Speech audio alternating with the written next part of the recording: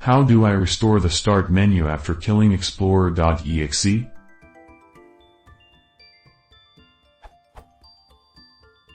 In Windows 7 64-bit, I killed explorer.exe, and then via the task manager do file in GT, run.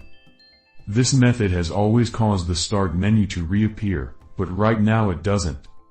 After killing a rogue explorer.exe process, what's the best way to restore the start menu?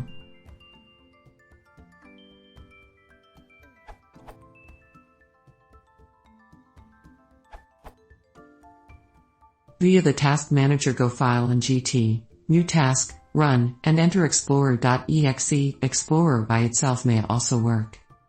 This will start a new instance of the Explorer process, and therefore restore your start menu.